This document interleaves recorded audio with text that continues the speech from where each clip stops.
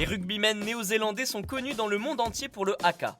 Savez-vous pourquoi les sportifs pratiquent cette danse guerrière avant les matchs? Bienvenue dans Tu veux une médaille? Les réponses aux questions de sport que vous ne vous posez pas encore.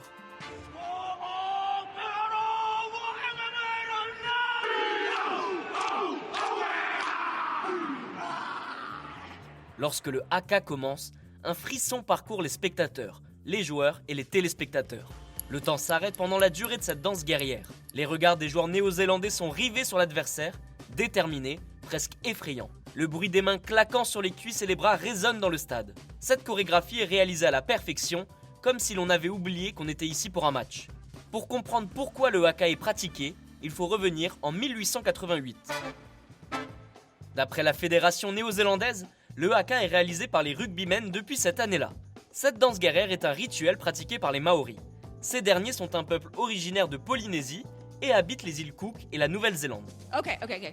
Le haka ne vient pas du tout du rugby. Cette danse traditionnelle était utilisée pour impressionner l'adversaire. On pouvait l'apercevoir lors de conflits ou encore de cérémonies. Mais attention, le haka ne sert pas seulement à faire peur, il peut également témoigner du respect lors d'une cérémonie de bienvenue par exemple. Cette danse est un moyen de communication.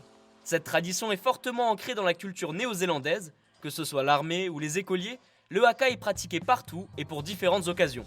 C'est lors de la Coupe du Monde de rugby en Nouvelle-Zélande en 1987 que l'on peut voir le premier haka tel qu'on le connaît aujourd'hui.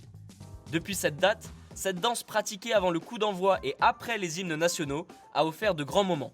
Par exemple, l'équipe de France menée par Sébastien Chabal n'avait pas hésité à s'avancer pour se retrouver nez à nez face aux All Blacks lors du haka.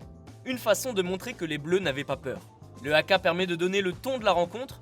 Richie McCaw, joueur emblématique des All Blacks, avait expliqué l'importance de cette danse dans une interview. Le jeu ne commence pas au coup de sifflet, il commence quand on fait le haka. Et bien voilà, vous savez maintenant pourquoi les joueurs néo-zélandais réalisent le haka avant chaque match.